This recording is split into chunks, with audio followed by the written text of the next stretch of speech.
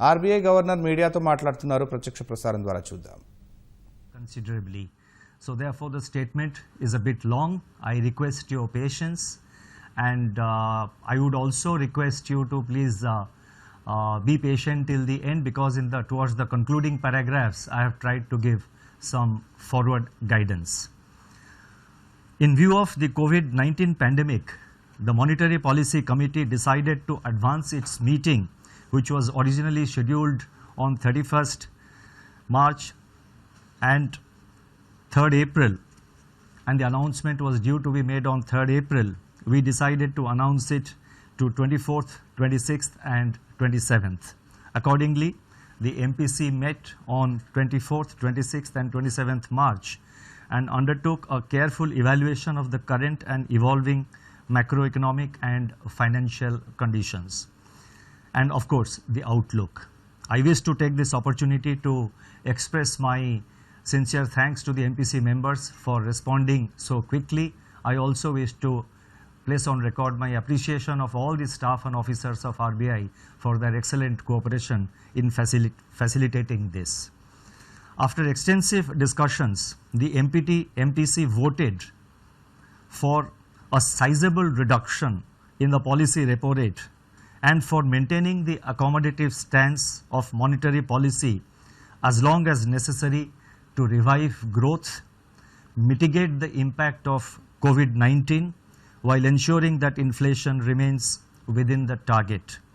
While there were some differences in the quantum of reduction, the MPC voted by a 4-2 majority, that is by a 4:2 majority, to reduce the policy repo rate by 75 basis points to 4.4%. I repeat, the rate cut decision is 75 basis points, and accordingly the repo rate stands reduced from 5.15% to 4.4%.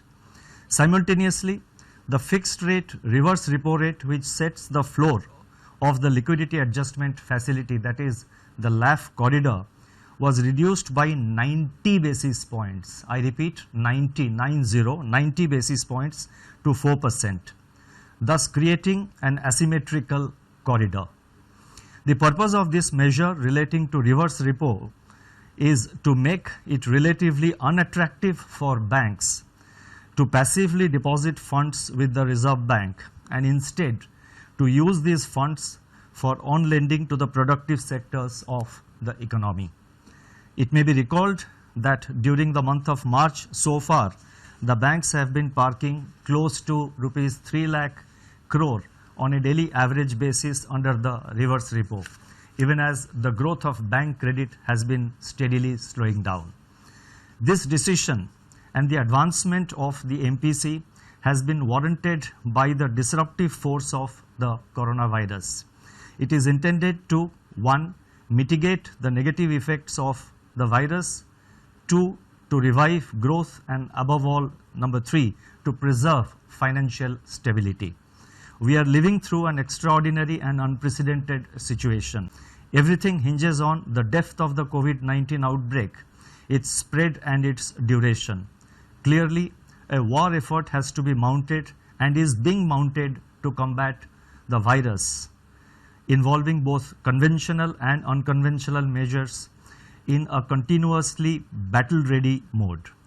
Life in the time of COVID-19 has been one of unprecedented loss and isolation. Yet, it is worthwhile to remember that tough times never last. Only tough people and tough institutions do. In the recent period, Reserve Bank has been in action on a daily basis with efforts to alleviate financial stress, build confidence, and keep the financial system sound and functioning. And we have taken a number of steps over the last 1 month or so since the conclusion of the last MPC meeting. In my statement, I have listed out the measures which have been taken. For the sake of time, I am not reading it out. Once the statement is uploaded, I think those who are interested can have a look at it. Let me assure that the Reserve Bank is at work and in mission mode, monitoring the evolving financial market and macroeconomic conditions and calibrating its operations to meet any need for additional liquidity support as well as to undertake other measures as may be warranted. It is our effort to ensure normal functioning of the markets, nurture the impulses of growth and preserve, I repeat, and preserve financial stability. Incidentally, we have in RBI quarantined 150 members of our staff and service providers together with the IT facilitators and the entire IT facility as a part of our business continuity plan. The plan was prepared and executed in a matter of days. The MPC noted that global economic activity has come to a near standstill as COVID-19 related lockdowns and social distancing are imposed across a widening swath of affected countries. Expectations of a shallow recovery in 2020 from 2019's decade low in global growth have been dashed. The outlook is now heavily contingent upon the intensity, spread and duration of the pandemic. There is a rising probability that large parts of the global economy will slip into recession.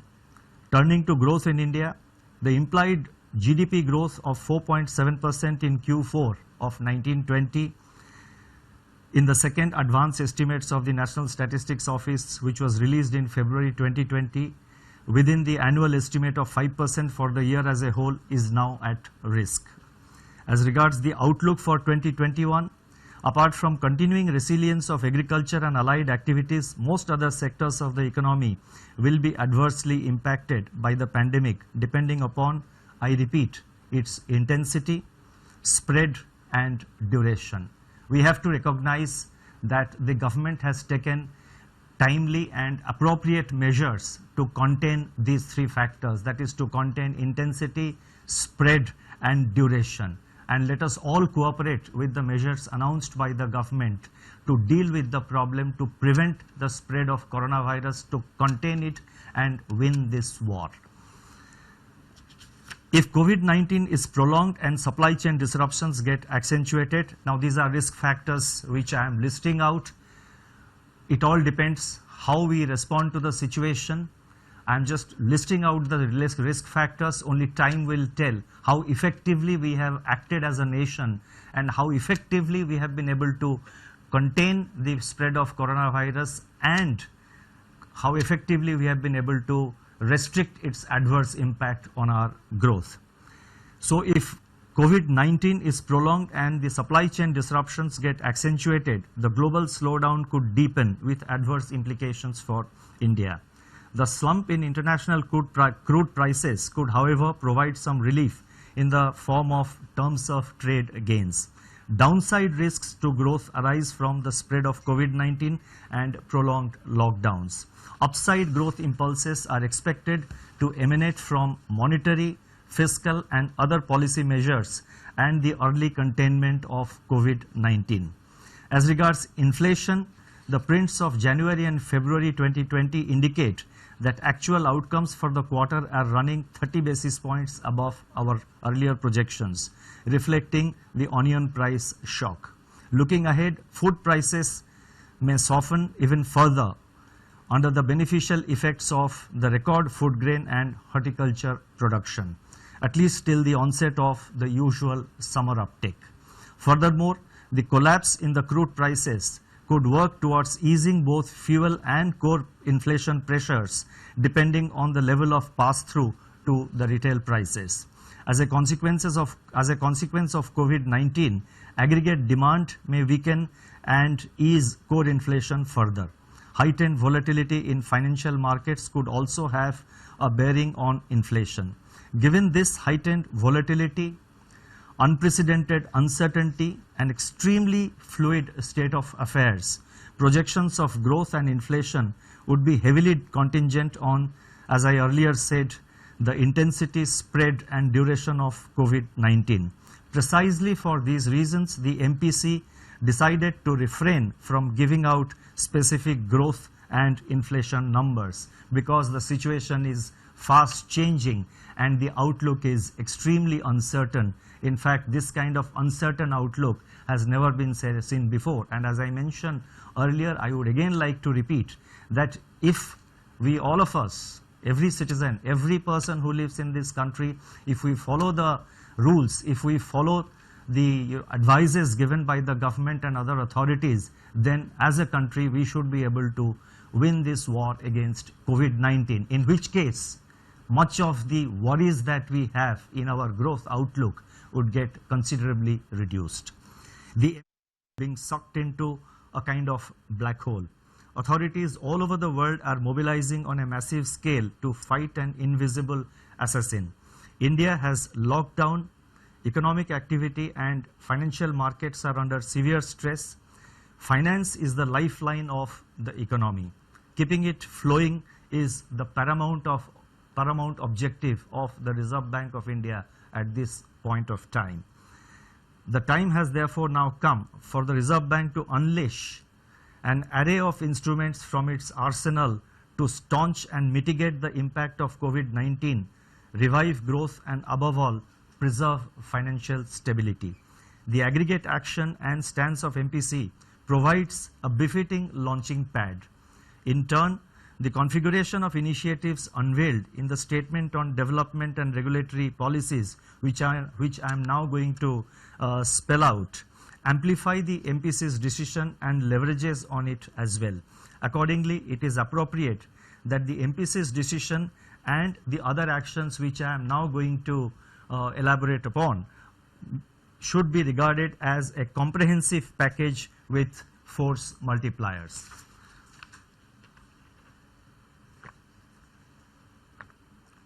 The developmental and regulatory policies can broadly be delineated under 4 categories. First, measures to expand liquidity in the system sizably to ensure that financial markets and institutions are able to function normally in the face of COVID-related dislocations.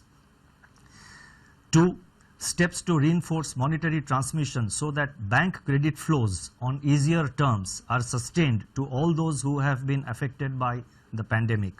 3, efforts to ease financial stress caused by COVID-19 disruptions by relaxing repayment pressures and improving access to working capital. And 4, endeavor to improve the functioning of markets in view of the high volatility experienced with the onset and spread of the pandemic. I would announce them in broadly 3 sections. The first section relates to liquidity measures. A multi-pronged approach comprising both targeted and system-wide liquidity provision has been adopted to ensure that COVID-related liquidity constraints are eased. The first announcement relates to targeted long-term repo operations, TLTRO. Let me elaborate further. Large sell-offs in the domestic equity, bond and forex markets have intensified redemption pressures. Liquidity premia on instruments such as corporate bonds, commercial papers and non-convertible and debentures have surged. Financial conditions for these instruments, which are used inter alia to access working capital in the face of the slowdown in bank credit, have also tightened. To mitigate the adverse effects on the economic activity leading to pressures on cash flows across sectors, the Reserve Bank will conduct auctions of targeted long-term repos of up to 3-year tenor of appropriate sizes for a total amount up to rupees 1 lakh crore at a floating rate linked to policy repo rate. Liquidity availed under the scheme by the banks has to be deployed in investment-grade corporate bonds, commercial paper and non-convertible debentures over and above the outstanding level of their investments in these bonds as on March 25, 2020. Eligible instruments comprise both primary market issuance as well as secondary market purchases, including from mutual funds and non-banking finance companies. Investments made by the banks under this facility will be classified as held to maturity HTM even in excess of 25% of the total investment permitted to be included in HTM portfolio. Exposures under this facility will also not be reckoned under the large exposure framework. The first auction of rupees 25,000 crores under this arrangement will be conducted later today. The relevant notification in this regard is being issued separately. The second announcement under the liquidity measures includes cash reserve ratio, CRR. It is observed that despite ample liquidity in the system, its distribution is highly asymmetrical across the financial system and starkly so within the banking system. To help banks tide over the disruption caused by COVID-19, it has been decided to reduce the cash reserve ratio, CRR, of all banks by 100 basis points to 3% of net demand and time liabilities, that is NDTL, with effect from the reporting fortnight beginning March 28th for a period of 1 year. This reduction in CRR would release primary liquidity of about rupees 1,37,000 crores uniformly across the banking system in proportion to liabilities of the constituents rather than in relation to their holding of excess SLR. Furthermore, taking cognizance of hardships faced by the banks in terms of social distancing of staff and consequent strains on reporting requirements, it has been decided to reduce the requirement of minimum daily CRR balance maintenance from 90% to 80% effective from the first day of the reporting fortnight beginning March 28, 2020. This is a one-time dispensation available up to June 26, 2020. The next announcement relates to marginal standing facility. In view of the exceptionally high volatility in domestic financial markets, which brings in phases of liquidity stress, and also to provide comfort to the banking system, it has been decided to increase the accommodation under the marginal standing facility, MSF, from 2% of the statutory liquidity ratio, SLR, to 3% with immediate effect. This measure will be applicable up to June 30th, 2020. This measure should provide comfort to the banking system by allowing it to avail an additional rupees 1.37 lakh crore, that is 1,37,000 crore of liquidity under the LAF window in times of stress at the reduced MSF rate announced in the MPC's resolution. These three liquidity measures relating to TLTRO, CRR and MSF will inject a total liquidity of 3,74,000 crore to the system, 3.74 lakh crore to the system. We have also decided to widen the monetary policy rate corridor. Let me elaborate. In view of persistent excess liquidity, it has been decided to widen the existing policy rate corridor from 50 basis points to 65 basis points. Under the new corridor, the reverse repo rate under the liquidity adjustment facility would be 40 basis points lower than the policy repo rate as against the existing 25 basis points. The marginal standing facility rate would of course continue to be 25 basis points above the policy rate. The second set of measures relate to regulation and supervision, including housing finance companies and microfinance institutions, that is all lending institutions basically in the system, are being permitted to allow a 3-month moratorium. I repeat, all the lending institutions are being permitted to allow a moratorium of 3 months on payment of installments in respect of all term loans outstanding as on 1st March 2020. The second measure under this relates to deferment of interest on working capital facilities. In respect of working capital facilities sanctioned in the form of cash credit overdraft, lending institutions are being permitted to allow a deferment of 3 months on payment of interest in respect of all such facilities outstanding as on 1st March 2020. The accumulated interest for the period will be paid after the expiry of the deferment period. The moratorium on term loans and the deferring of interest payments on working capital will not result in asset classification downgrade. The next announcement relates to easing of working capital financing. In respect of working capital facilities sanctioned in the form of cash credit, overdraft, lending institutions are allowed to recalculate drawing power by reducing margins and or by reassessing the working capital cycle for the borrowers.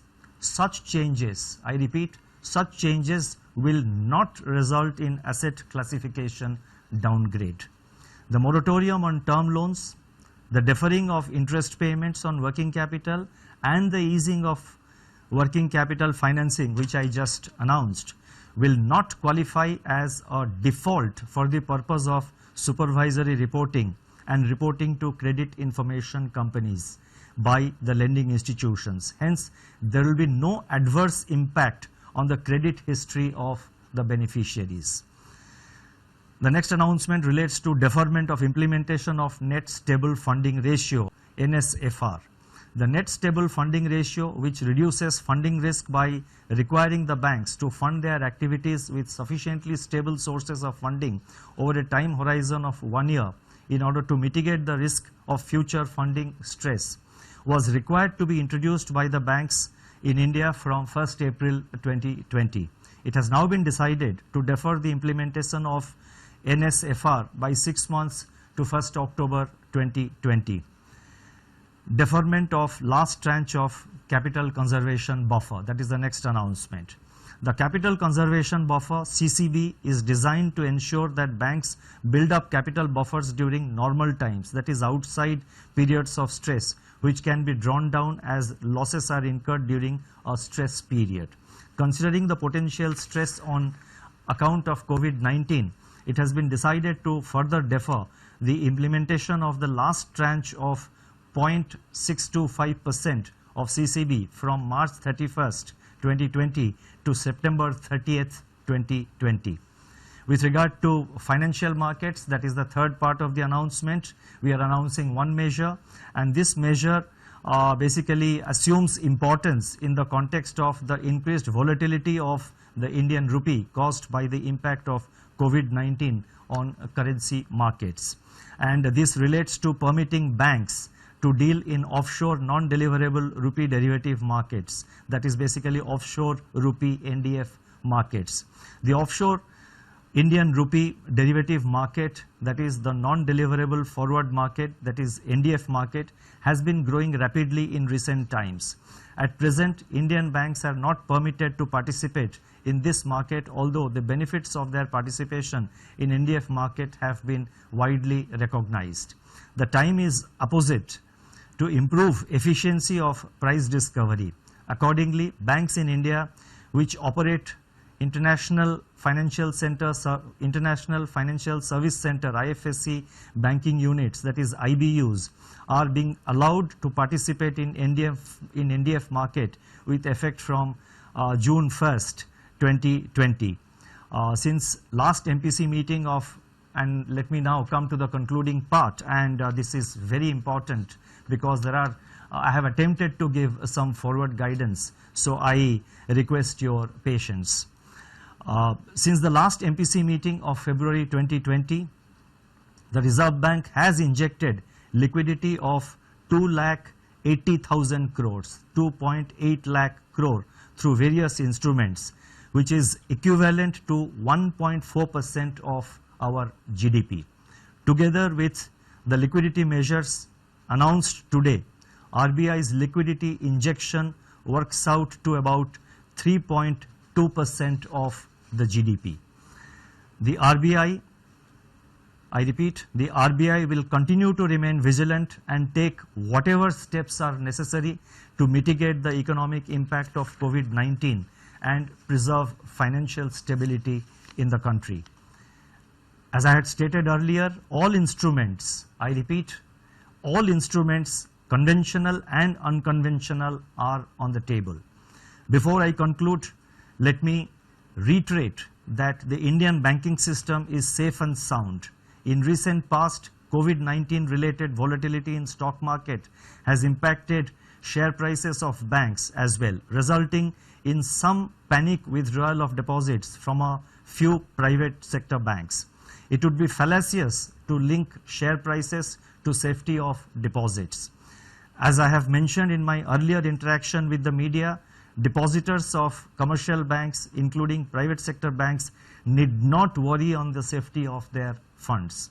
I would therefore urge members of public as well as various public authorities who have deposits in private sector banks not to resort to any panic withdrawal of their funds. Their funds are safe. In conclusion, let me say that in spite of the very challenging environment, I remain optimistic.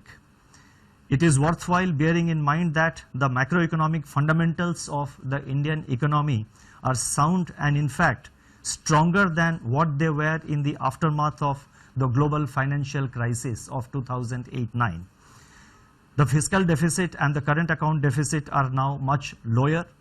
Inflation conditions are relatively benign, and financial volatility measured by change in stock prices from recent peaks and average daily change in exchange rate of the rupee is distinctly lower. COVID-19 is upon us, but this too shall pass. We need to remain careful, take all precautionary measures. I leave you with this comforting thought: stay clean, stay safe, and go digital. Thank you very much.